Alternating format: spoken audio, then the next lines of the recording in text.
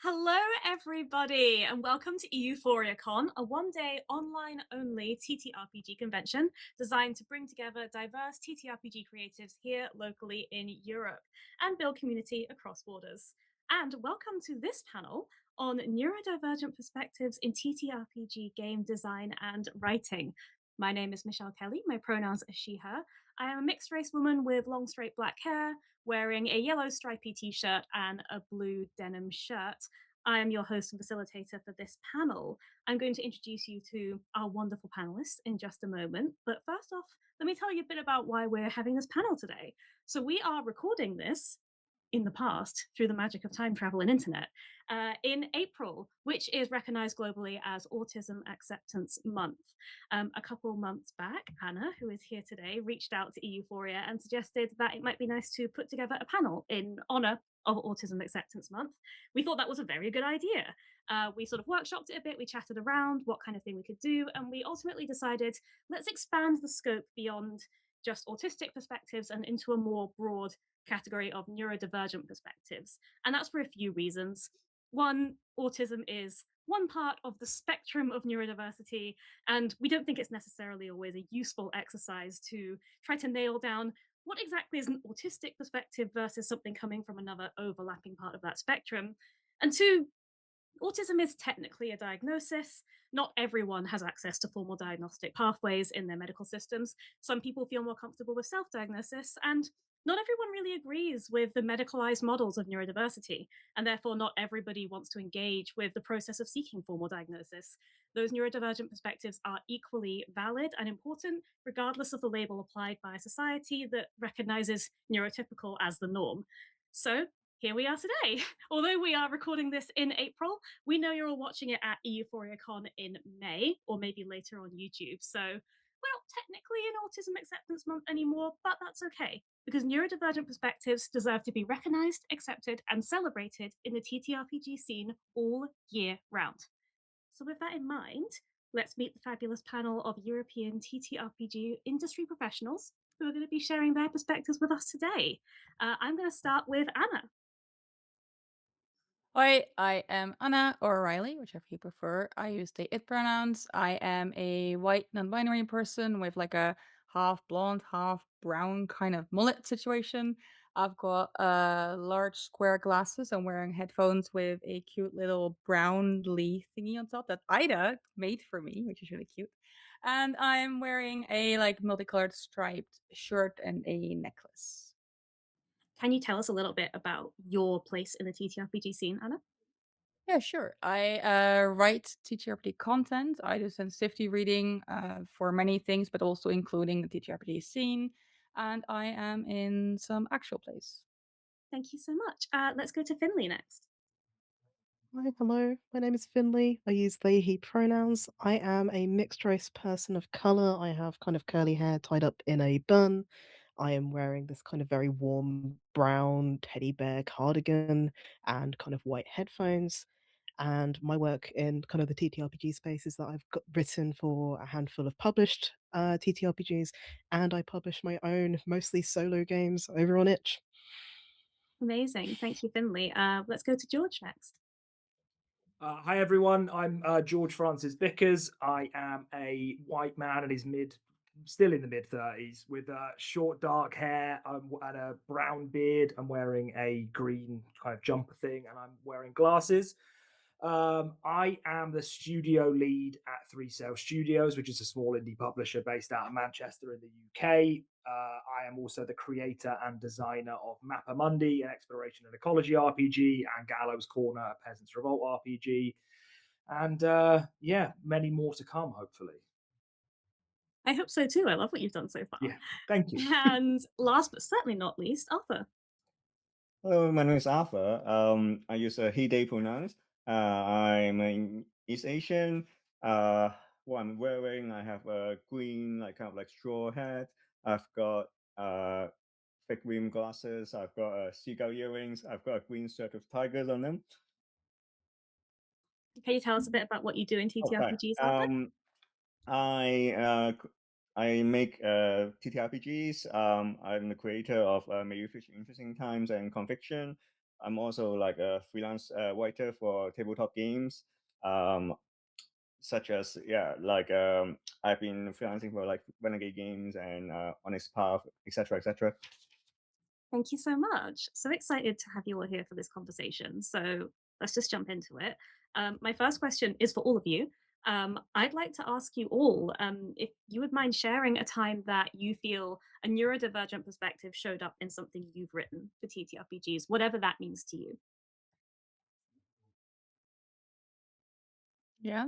I have been on several writing jobs for TTRPG games where I was tasked with writing lots of NPCs. Um, some very detailed, some not as much. But I usually, whenever I write NPCs, I will make sure that at least half of them probably will have some kind of like neurodivergent trait, or some of them I will make more explicitly neurodivergent because it's not always clear to I always feel like it's more clear to the people who are neurodivergent when a character is, but sometimes I try and make it like or just point it out in the writing. But yeah, anytime I write NPCs, I make sure to make a bunch of them neurodivergent in some way or form. I love that. I think for me, mine's kind of less explicit. It's a kind of difficult one for me because I think with ADHD and the kind of oppositional, defiant problems with authority that comes with, that rings straight through everything I write, whether that's TTRPGs or anything else.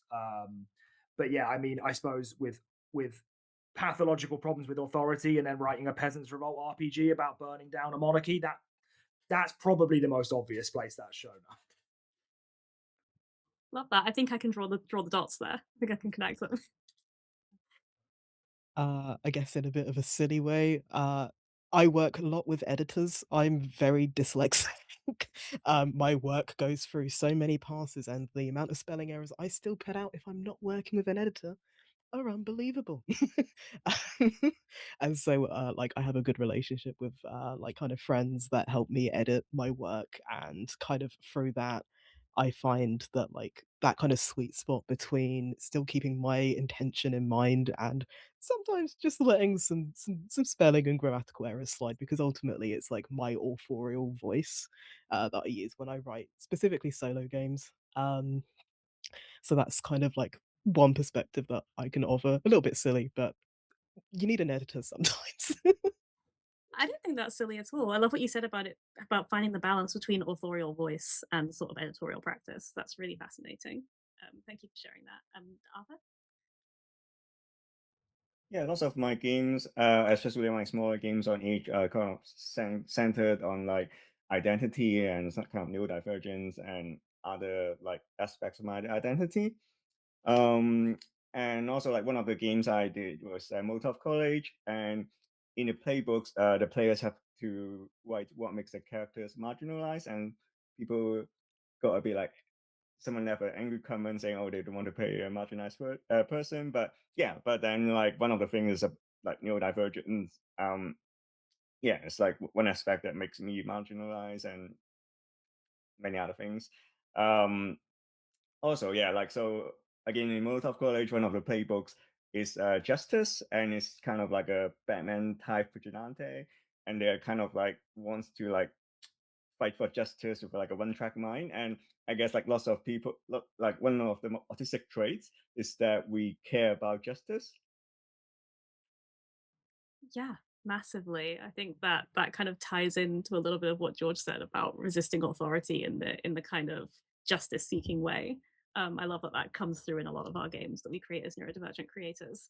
I already have like 6 questions based off of just what you all said there. I'm loving this already. I'm going to try and keep my brain focused. I would love to pick up on something that you said, Anna, first, if that's all right. Um, Basically, you've mentioned already that as well as writing, you offer sensitivity consultation on lots of topics, including disability and neurodivergency. Mhm. And I feel like we've seen a lot of nice progress recently in terms of disability representation in TTRPGs, things like descriptions of mobility aids, illustrations of visibly disabled characters. Shout out to Euphoria's panel last year on disability rep in TTRPGs for more on that topic. But I do think sometimes neurodivergency is not all the time, but often more invisible. You've talked a bit Mhm. about how you as a writer try to introduce neurodivergent characters, and I'd love to hear what your thoughts are on how can game designers incorporate neurodivergent representation into their games, and how can that be portrayed in a sensitive way with the limitation that ultimately what you write is going to be taken by someone you don't know, and they are going to turn that into a game and introduce their own biases.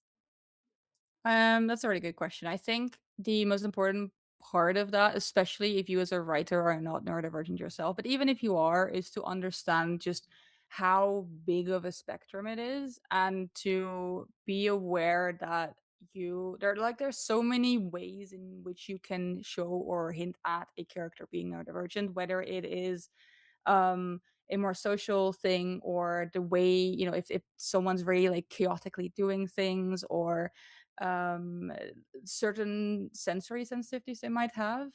I think it's just really, there's so much to pull from, essentially, that you can use for characterization. And it's important to explicitly mention that. I've written a thing once where in an adventure, PCs are guiding a group of kids through a dangerous situation, and the youngest in that group, that kid, I made very clearly like described as autistic and was non-speaking. And because it was kids, there was an option to age up of, a line or veil with harm to children. And I specifically mentioned, when you do age these people up, do not make this character speaking, because this is a part of their autism. This kid just doesn't speak. They are non-speaking, and that's okay. And I also included tips for how do you then role play that as a GM. And I think that is the most important part, that you give, if there are certain traits that are inherent to this neurodivergent identity, give tools to the people that are going to be portraying them, because they might not be neurodivergent and they might take that and change it, or like you said, insert their own biases. And at the end of the day, also, you cannot control what people do, but I think giving those guidelines is very useful. And I mean, as an autistic person, also, I like having good guidelines for things and like kind of instructions like that.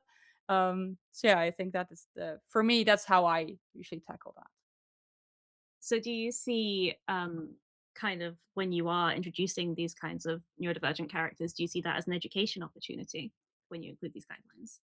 I definitely do. I've been talking about, I mean, I the combination of autism, ADHD, but especially my autism, I've been talking about for a very young age. And I always try and educate. I very much care for visibility. I know that some of the other people have given lovely answers about like how their neurodivergence like is like inserted in the type of things they write. I very much personally care about making it, like you said, visible. It's difficult because neurodivergence is not something you can see on the outside usually. But yeah, that is definitely something I try and do.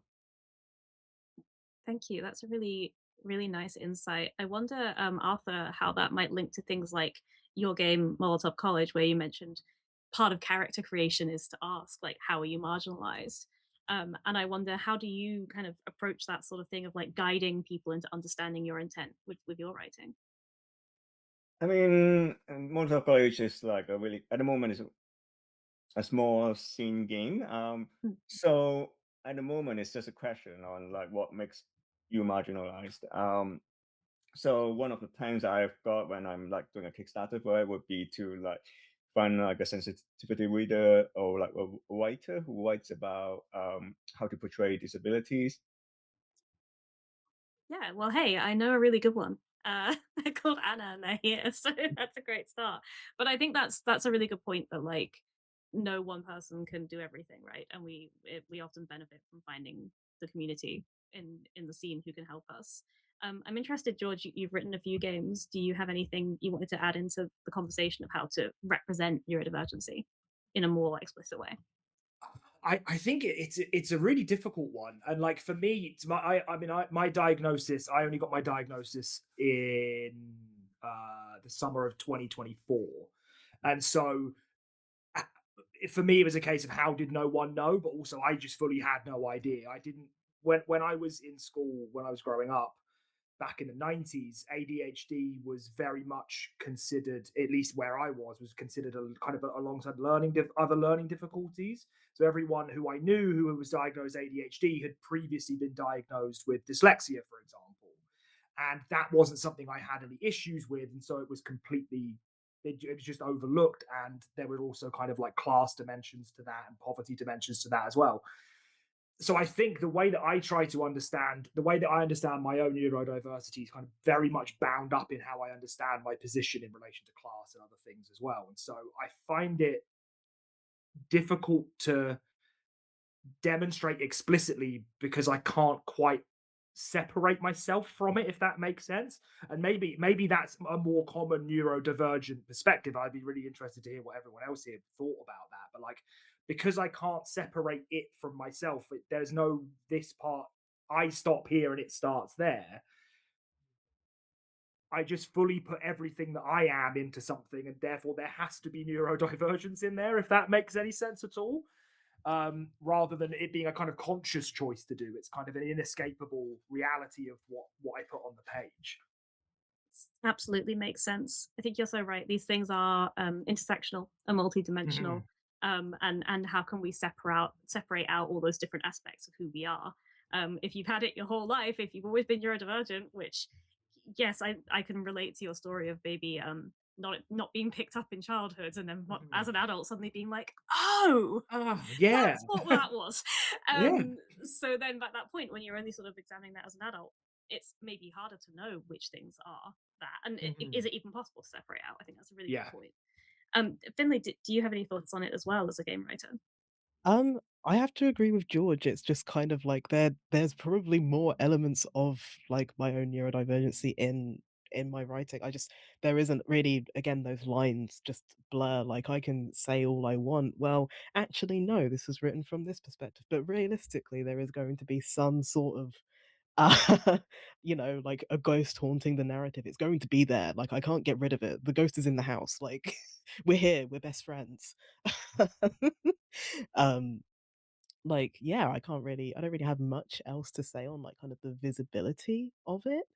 Um, Other people might say differently if you've read my games. Some I gave one of my drafts to my partner, and she was like, "This is so, like, ADHD along those lines," and I was like, "Whatever you say, this is my experience of being a last-minute researcher on my master's."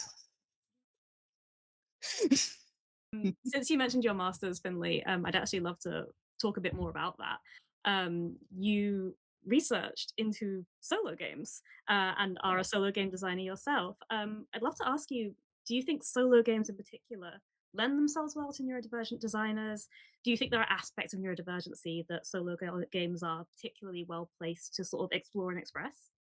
Yeah, so like I myself as a neurodivergent designer, I love describing solo games in like both academic work and just kind of like to friends casually as like a conversation between a designer and one other player. I think for me, when I start thinking about how typical group TTRPGs are written, as a designer, you're having to write for a GM who is likely then going to have to regurgitate what you've written to their players, and there's a possibility that their players may or may not read it and they might take different interpretations away from your rules.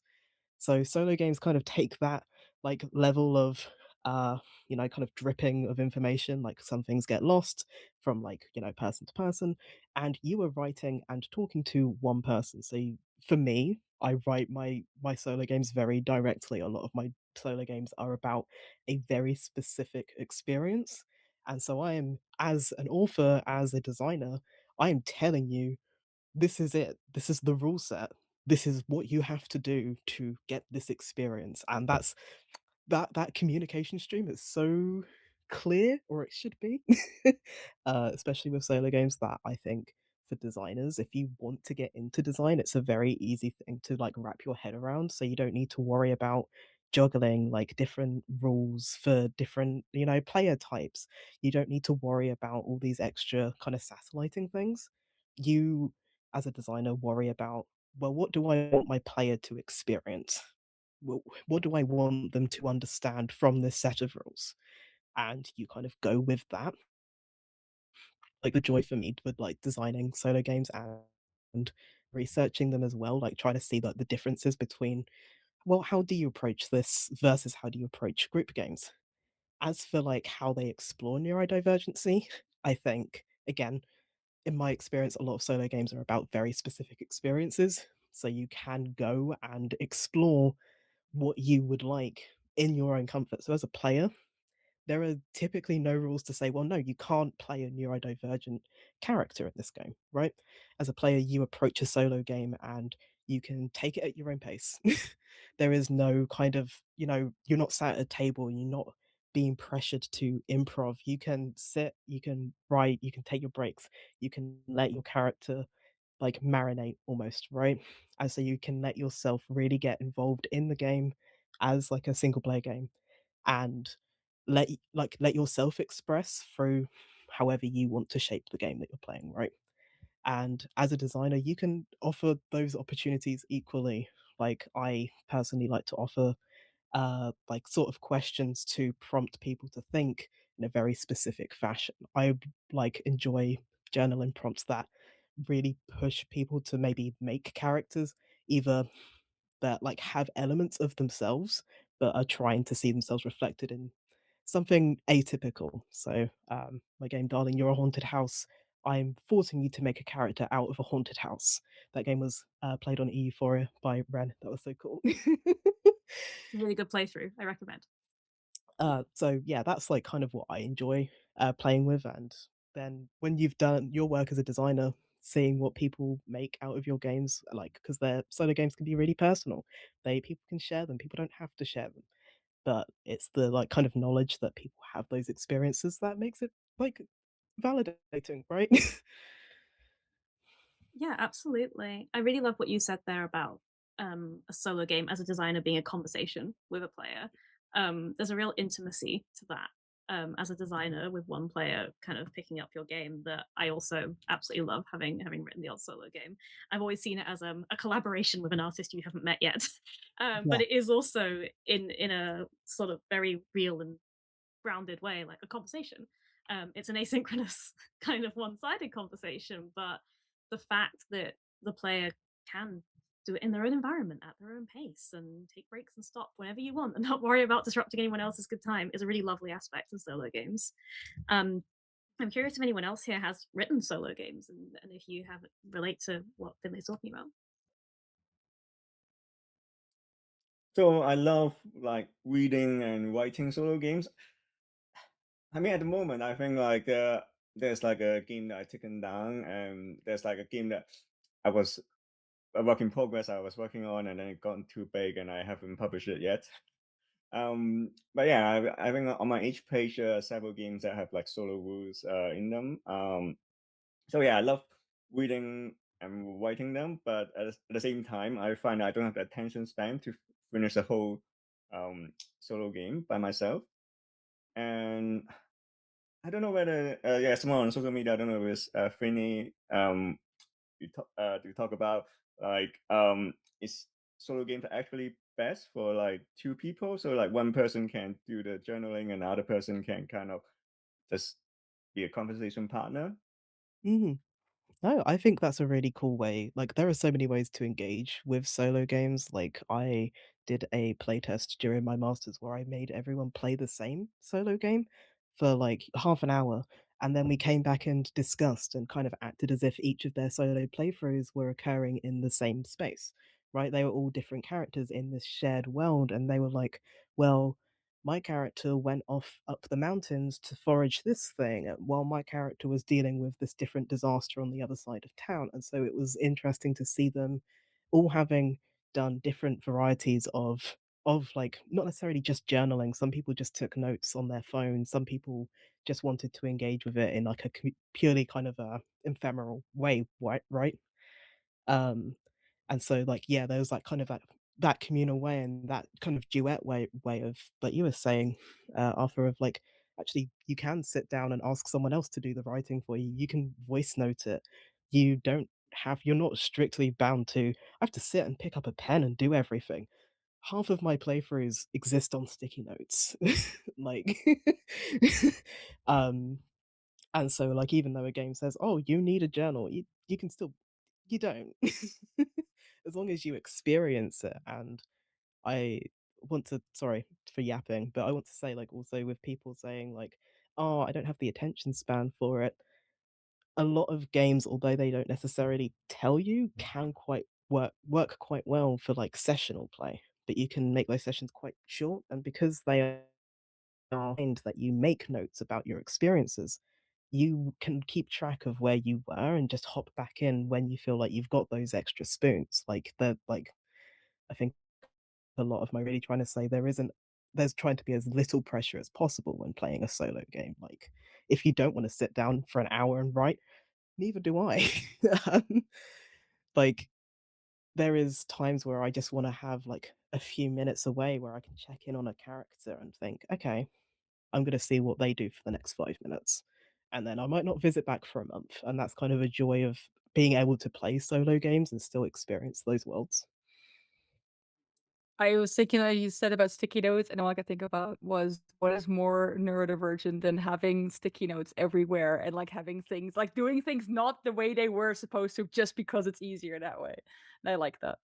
Yeah, make it easy for yourself. That's my upshot, really. I love that. That actually brings me on really nicely to something I wanted to talk to you about, Arthur. As somebody who I understand works a lot of the time very independently as a designer, sort of making and self publishing your work either alone or with a very small team that you've kind of handpicked. How do you find that working independently like that, kind of very much led by yourself and your own decision making, how do you find that benefits you as a neurodivergent creator? And do you think there are sometimes ways that having a lack of that structure and support of a more formal employer employee relationship can be difficult or beneficial? Yeah, I like working at my own pace. One of the things that I had with my day job is like I have to constantly like perform lots of busy tasks and look busy rather than actually be productive.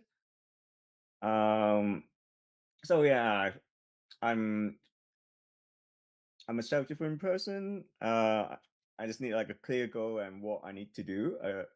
But lots of the time you don't get that in a day job. As I said, like there's like going to be like meetings that are not really necessary for what you do. So yeah, that's something that I struggle with, like being neurodivergent, neurodivergent. I I like collaborating with people. The idea is like, for example, a lot of things I do is collaborating with illustrators. So lots of the time I have an idea of what this character should look like, and then when the illustrator actually draws it, it actually adds something to to the character. So it's kind of like the ideas the character grows between this collaboration, and is that feeling is wonderful when when everything clicks together and something like even better evolves out of it. I guess being independent, the problem is I'm constantly feeling overwhelmed. Like I feel like I have to do everything. Like I can do writing, I can do layouts, I do some of my illustrations, and I'm basically like a project manager. Um, but at the moment, I just really struggle with like distribution and marketing. And in a more traditional job, then like there's someone who is specialized in like a role, and it's being neurodivergent is hard, or like being self-employed is hard for a lot of people, but even worse for neurodivergent people where we have to do everything. And I think there can be a lot of pressure, both external and upon ourselves, to do everything as independent creatives. Um, do you feel that neurodivergent people are perhaps in a state of risk for burnout? And are there ways and means that I mean, I open up this up to everyone as well as you, Arthur, ways and means that we have developed to protect ourselves from that?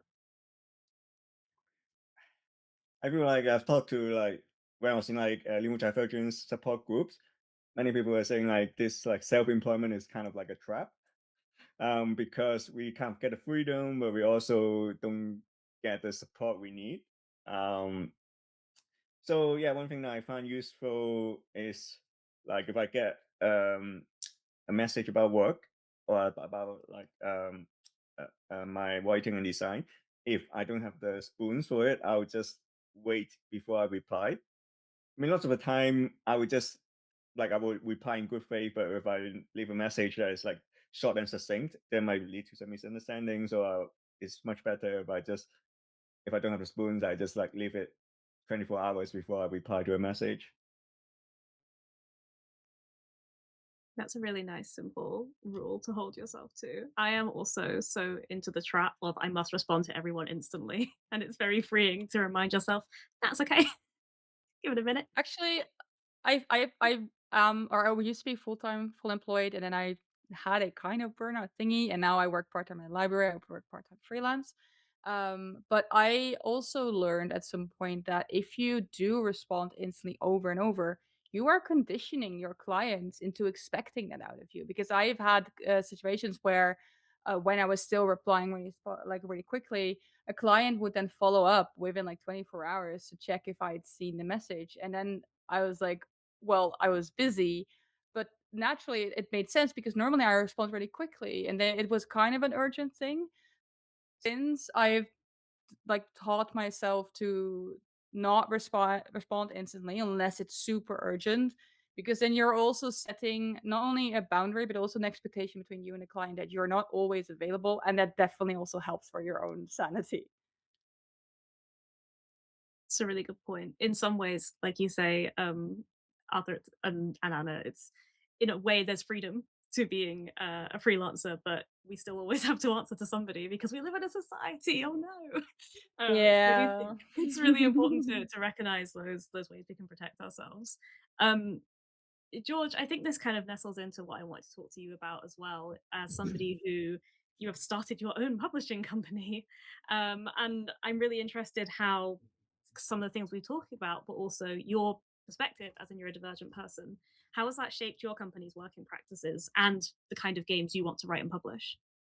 Oh, so just to build a little bit on the idea of like self-employment being a trap and the risks of burnout and stuff. So for me, employment is the trap. Like the employment. I like that. It's one of those weird things. I love work. I love the work I get to do with Three Sales, and I love the fact that I get to do like 15 different jobs. Right, I love that. What burns me out is the fact that I'm still doing 2 days a week in the day job.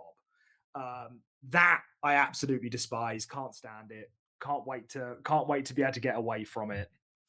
Um, it's for me, setting the publishing company up, setting up Three Sales as a publisher was an important thing for me because I knew I needed to escape the regular employment trap. And to do that, I needed something that I could throw myself into as much as possible. But also setting up in the way that I set Three Sales up was so that I could work with people that I really wanted to work with, ideally full time, with everyone being involved as close to full time as possible. And so, Three Sales is currently 3 people. It's myself, Joel Kilpatrick, who's our artist and artist extraordinaire, and Jeremy Blum, who is our like kind of co-designer, co-writer, and my unfortunate editor. Because I have the same problem that Finley has, even though I don't have dyslexia.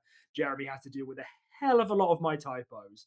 Um, but the three of us co-own the company together. So I was right from the start, and maybe I think this is again both a class thing and a neurodivergent thing for me. Is I wanted to have a group of people that I could rely on and count on that could also hold me to account, and people I wanted to work with that I felt were that we had an aligned vision. So it helps that all three of us are different types of neurodivergent. That really helps. It does sometimes make my job as a project manager and producer difficult. So we've kind of implemented strategies as best we can to keep ourselves on track, and by that I mean I've implemented strategies to keep myself on track, and that helps me then keep other people on track. Um, but yeah, it's setting up Three Sales was a case of trying to create a space and create a kind of an entity or a community that ran on principles of equality and solidarity and justice for each other, which I feel like are very, very rooted in my ADHD experience. Yeah, that makes so much sense. I think that when we have had negative experiences in the day job, being an employee, it's really wonderful that you've been able to take that and say, "Well, I'm going to try and set up something different." I believe that one thing that neurodivergent people have a power over is that we're kind of used to thinking about things in ways. It's like, well, why is it like that though? Exactly. Yeah. Why? Like, yeah. Everything I try to do with three sales is in opposition to my experience, my years long, and say like I had to write out my employment history not that long ago, and it ran to over 100 jobs, and I'm 36 years old. Like, that's not like. Which I think that's a big neurodivergent experience, being like, okay, I'm going to do this for as long as I can until I'm either done or they fire me. Sometimes both at the same time, and everything I try to do with three sales is in opposition to that. And maybe we're not always going to be successful at it, but the difference is no one is an employee. We are all co-owners, and the plan for us is, as we bring, hopefully, as we get to a point where we can bring new people on, because at the moment none of us are being properly paid full time. When we are eventually able to bring other people in, those people will also get ownership of the business as well. They will be given ownership shares. And so we're all working for each other and for ourselves, rather than everyone is working for me and I get to be the moustache twirling capitalist overlord that I clearly am and inside, right?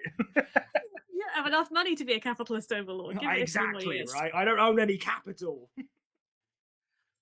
Oh, that's an experience of all TTRPG creators, I think, for very few exceptions.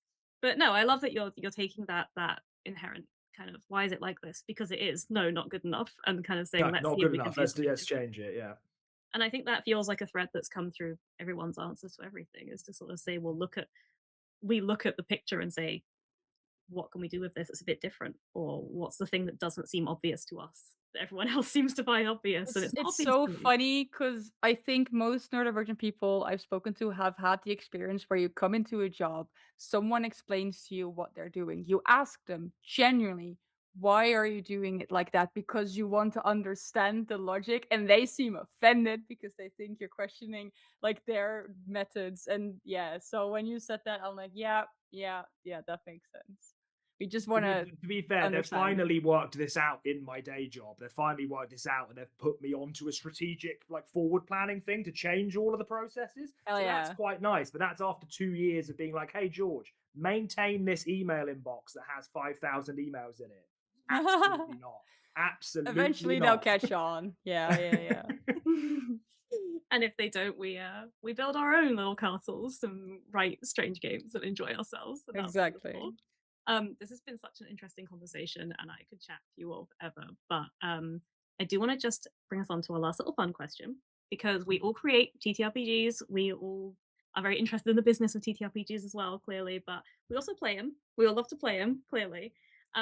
So just to finish off, I don't know about the rest of you, but I love just like info dumping about my characters. So why don't we just have a lightning round? Everyone, tell us about a character you've played in a game that you feel was neurodivergent or carried forward some neurodivergent part of yourself, and tell us about them. Why not? So I am currently playing one. I am in a Daggerheart campaign, and I'm playing an ADHD robot called Alfie. And he is the most ADHD. Like, he makes even me look. I'm riddled with it, and he makes me look neurotypical. But he's hella fun to play. He's really, really great because he's a robot who's like 5 years old, but he's also 8 foot tall. So he's trying to find his way in the world a bit, and the ADHD is both helping and hindering all at once, as it normally does.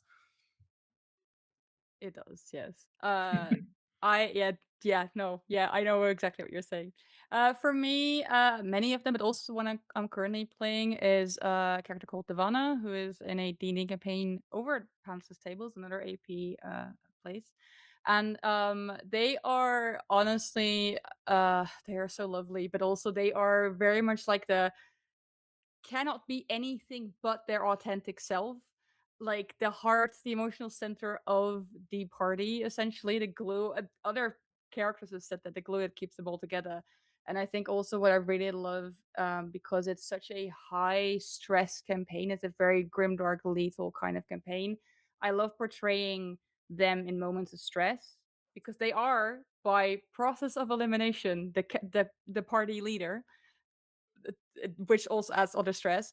But I love portraying them or portraying them as a leader with empathy, where instead of ordering people around, they ask for help. They ask people to help in this cause, and they don't shy away from showing their emotions, no matter how raw.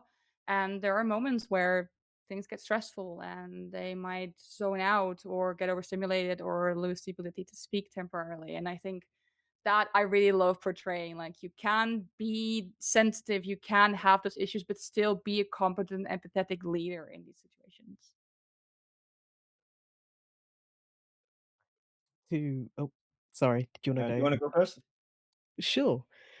I was going to say, to combat competent, empathetic leader, I am mostly a GM, but I've been in kind of a long-term campaign of Kingmaker for Pathfinder Second Edition, and I was one of my party. My He was the party leader by de facto. He died. I had to bring in a new character, so I brought in a deeply unwell teenage lesbian who is figuring everything out as she learns, and she is now in this world where she's expected to rule a kingdom partially, and so she is like very charismatic, but very kind of still learning about herself and where like she's meant to be in the world. Like, she's having all these kind of different complex conversations that some are going over her head, and she's approaching purely with empathy, but she can't replace the leader.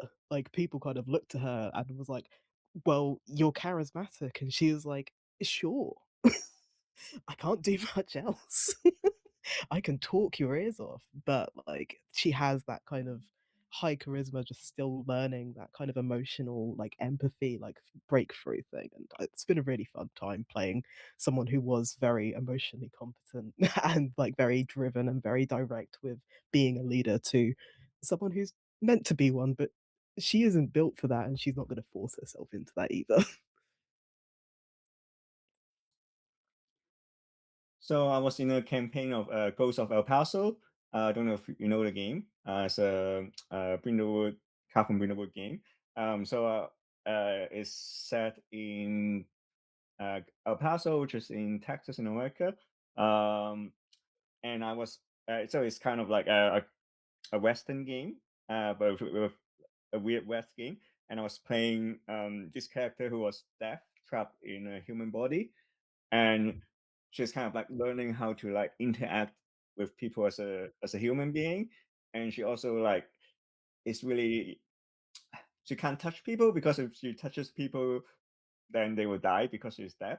But then there's also a bit of like, yeah, lots of like neurodivergent people I know have like sensory issue with like touching and hugging.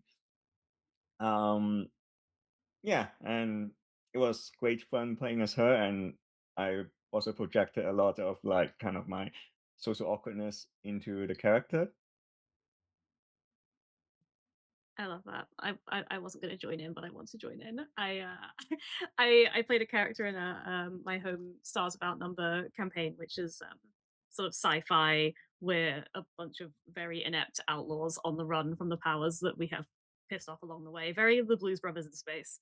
And I played this character who I don't think I really realized I was bringing in an aspect of neurodivergence, but she was a content creator, like an influencer, like a space influencer, and she really had this thing which I've realized I'm like, where when I get excited about something, everything relates to that, and it is a solution to every problem, right? Her solution to everything is we should just make content about it, which is not necessarily great when you're supposed to be on the run. But my character just always had to be like, I gotta film this, I gotta film this for the gram. Like, I love and this idea That's of so like you're funny. on the run and trying to hide from the law. So, hi guys, I'm right here doing this right now. It's, oh shit, not again. That's so funny. I love Like that. revealing your Okay. position because of an Instagram live. Like, that's perfect. love But I it. think also, Michelle, you said something very important. You said you didn't intend it to happen, but I've had this conversation before where someone asked me like, "Oh, how many of your characters are neurodivergent?" And I thought like, "Oh, I don't intend for them all to be." And then you realize that I don't know how to be neurotypical, so my characters obviously also aren't going to be neurotypical. You're absolutely right. How many of my characters are queer? All of them, obviously. I don't know how to not be. All of them, yes. Neurodivergent? All of them, obviously, because when we're role playing, we're playing ourselves in a different world and different shoes to an extent, right? Um, Thank you all so much for this conversation, for sharing all of your amazing insights. It's been so wonderful hearing them all. I could honestly chat to you all forever. But we're here at EUphoriaCon and we've got other things, other amazing talks and panels and workshops to explore. So thank you everybody who is watching / listening for tuning in. EUphoriaCon is brought to you, of course, by EUphoria, a community dedicated to celebrating and uplifting the diversity and talent of the TTRPG scene right here in Europe. Please support and follow EUphoria on all the socials, which will be somewhere below here. I'm just going to point generally downwards. Subscribe or follow if you haven't already. We have a Patreon, we have a Discord community, we have so much going on. Check out EUphoria. Thank you so much for being here. And if you've enjoyed this conversation, which of course you have, please make sure to follow and support all of these wonderful panelists. Where can the people find you? I'm going to start with Arthur. You can find me on social media. What is it? I'm creating Arthur on Instagram. I'm Arthur on Blue Sky. I'm Ether on itch.io. Amazing. Let's go to George. So I don't actually have any personal social media, but anything that says 3 Cell Studios on it, this is the face behind it. So you can find us on, you can come to join our Discord server, you can find us on Blue Sky, you can find us on Instagram, and obviously you can go to 3cellstudios.com, and Mappa Mundi and Gallows Corner are available now.